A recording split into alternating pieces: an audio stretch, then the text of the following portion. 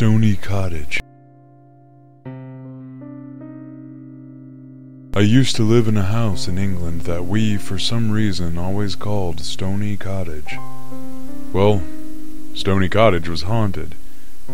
I am not a religious person, and I'm pretty much the definition of a skeptic. I will always default to empiricism for an explanation to a tough question.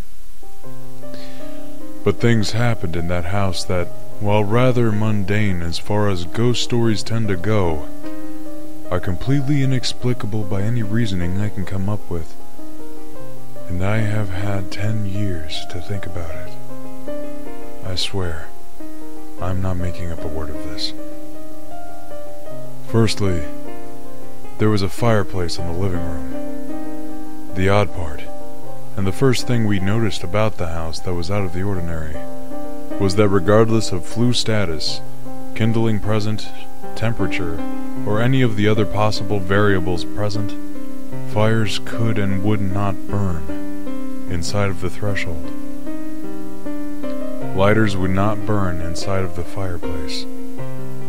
Matches would go out before hitting the ground, without fail. Newspapers set on fire outside the fireplace would instantly extinguish once they crossed the threshold. Acetylene torch, same thing. Instantly extinguished. Never once was a fire successfully started with myself and both parents trying to the best of our ability.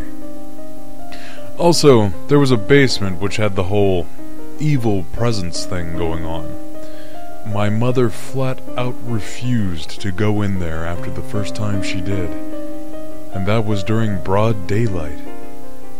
My father only did with the door open and every light in the vicinity on.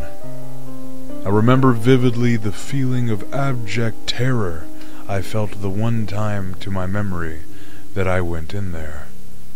Not the kind of scared you feel when you're a kid and your mom turns the light out and shuts your room door, but the kind of scared you feel when every horror movie you've ever seen comes to life and coagulates in the form of suffocating, total darkness punctuated by 100 eyes, all staring at you with a deep, burning hatred.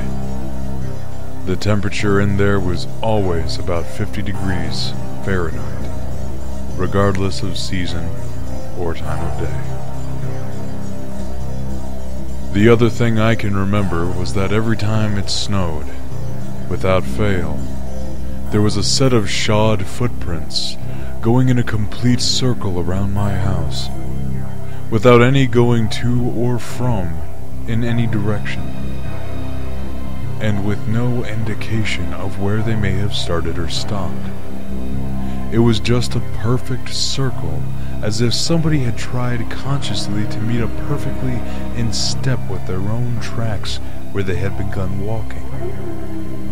Again, there were never once any tracks leading to or from the circle, and this happened every time it snowed.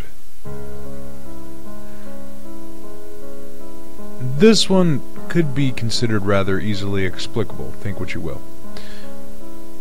I had woken up to use the bathroom, down the hall from all the bedrooms, which were all next to each other in one end of the house. So I was there doing my number 2 thing, and I hear footsteps coming down the hallway, and then an oddly abrasive knock at the closed and locked door.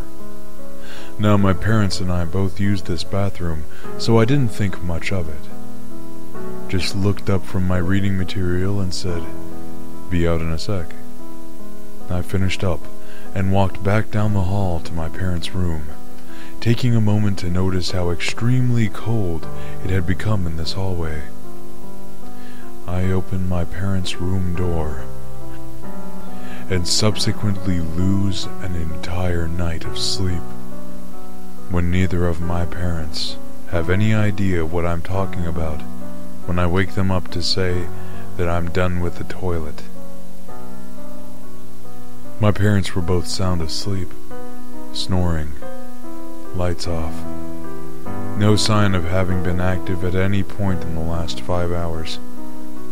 They both deny having been up at all, much less having knocked on the bathroom door. My mother and I both spent the rest of the night awake, watching TV with the light on.